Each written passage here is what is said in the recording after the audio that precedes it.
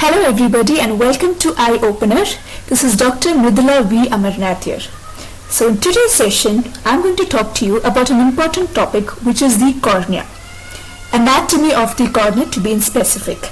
So here I'll be talking to you about the different layers of cornea, the importance of each of those layers, the nerve supply and much more. So sit back and pay attention. So let's begin with the anatomy of the cornea. So the cornea is a transparent avascular structure forming nearly 1/6 of the outer fibrous coat of the eyeball. So we know the eyeball has three layers: outer fibrous coat, middle vascular layer and the inner nervous layer. So cornea forms a part of the outer fibrous layer. Okay, now there are certain values next which you will have to remember. One is the refractive power of the cornea, which is plus 43 diopters. The refractive index is 1.376. The central corneal thickness, now this is about 520 microns. Remember, the cornea is thicker in the periphery. Okay, in the periphery it is about 670 microns. Coming to the corneal size, the horizontal diameter of the cornea at birth is about 10 mm and it reaches the adult size of about 11.7 mm by 2 years of age. Two conditions which you'll have to remember. One is microcornea and one is megalocornea. What is microcornea? When the diameter is less than 10 mm. This can be usually seen in rubella, congenital rubella syndrome and choroidal coloboma.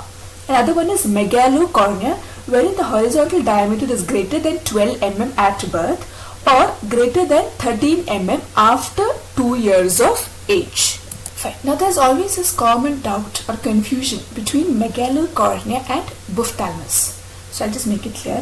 Like I said, what is megalocornea? When the horizontal diameter is greater than 12 mm at birth or greater than 13 mm after 2 years of age. Now here the cornea is enlarged, but the IOP is normal. The endothelial cell density is also normal and the cornea is absolutely clear. Okay. And where are the conditions where you get megalocornea? I've just made a mnemonic, MADE, where M stands for Marfan syndrome, A is for Alpert syndrome, D is for Down syndrome, and E is for Ehlers-Danlos syndrome. Okay, so remember that. Whereas in both ophthalmos, what happens is the globe itself is enlarged, which includes an enlarged cornea. Now this is associated with an increase in the intraocular pressure, along with a decrease in the endothelial cell count, and the cornea appears to be a very hazy cornea. So now we'll talk about the layers of the cornea. Okay, so now the layers from anterior to posterior, you have the epithelium, Bowman's layer, you have the stroma, Dua's layer, Descemet's membrane and the endothelium. So first we'll talk about the epithelium. Now this epithelium mainly consists of non-keratinized stratified squamous epithelium and consists of 5 to 6 layers of cells. Okay, so in that you have the columnar cells. Now this forms the basal cell layer. Okay, and this is capable of mitosis. Remember that. Then after the columnar cells, then next you have the wing or the umbrella shaped cells. Now this forms around 2 to 3 layers of polyhedral shaped cells. And then you have the squamous flattened cells. Now two most superficial cell layers. Okay, so and then this layer mainly consists of microvilli and this helps in maintaining the tear film stability. So remember, the complete turnover mainly occurs in around 6 to 8 days. So have a look at this picture. It shows the different layers of the cornea. So first is you have the corneal epithelium, then you have the Bowman's membrane, stroma, Dua's, Descemet's membrane and the corneal endothelium. Fine. So the next layer is the Bowman's membrane. So in Bowman's membrane, remember that it is not a true membrane and it does not regenerate.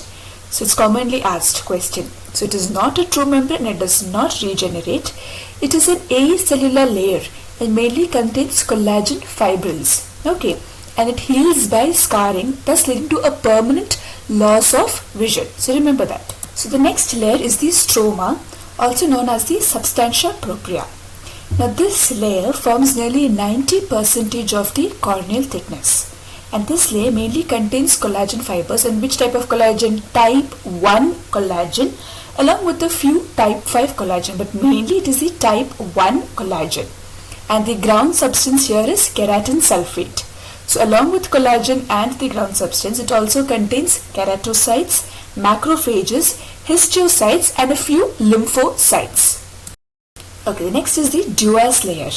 Now this layer has been recently identified and it lies between the stroma and the Descemet's membrane. It is called as a pre-Descemet's membrane. So previously the Descemet's membrane was considered as the toughest layer, but now studies have shown that the Duas layer is the toughest layer. Fine, the next layer is the Descemet's membrane. Now the thickness of this membrane varies with age. It's around 3 microns at birth and around 10 to 12 microns in adult stage. Now it is secreted by the endothelial cells throughout the life. Now remember, this membrane can regenerate. The Descemet's membrane can regenerate, but the Bowman's membrane does not regenerate. Okay. Now the Descemet's membrane in the periphery, it ends at the anterior limit of the trabecular meshwork and is called as the Schwalbe's line. And the last layer is the endothelium layer.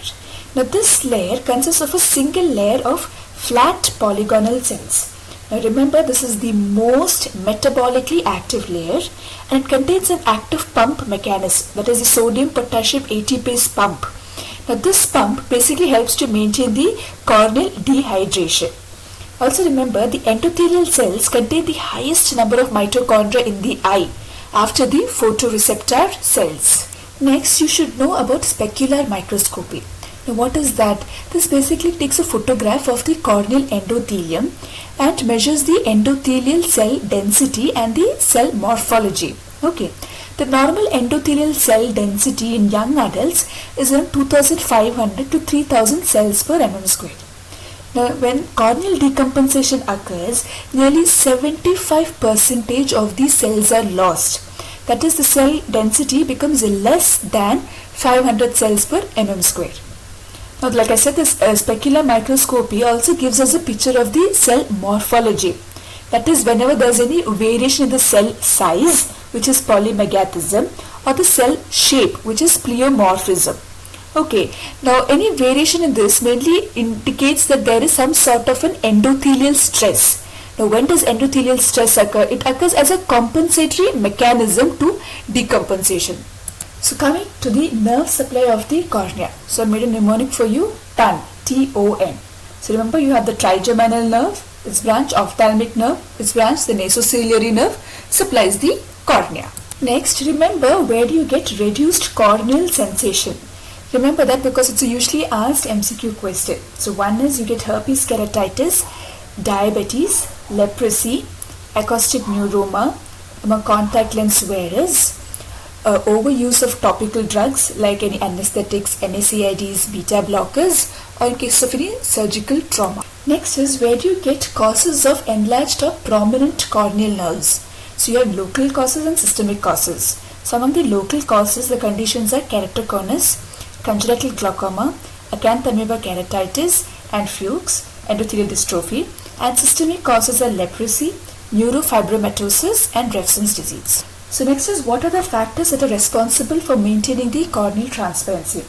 One is you have the precorneal tear film and the uniform refractive index throughout the epithelium. Second point is you have the avascularity of the cornea. Next is the uniform arrangement of the stromal lamellar collagen fibers in a regular lattice formation. Okay.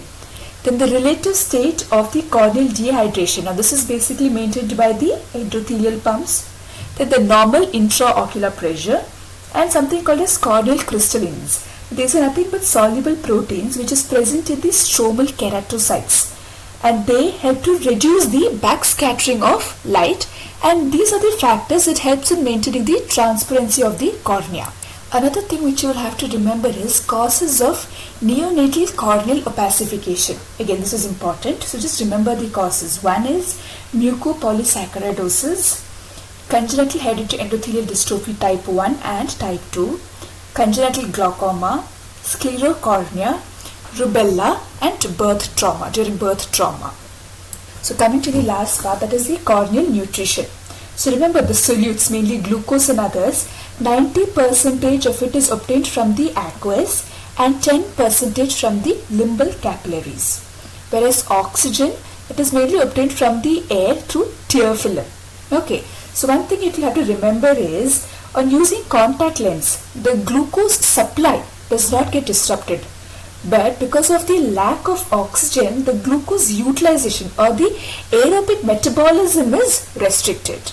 Okay. So with that, we come to an end of the session. Hope you all liked it. Thank you and have a great day. Bye.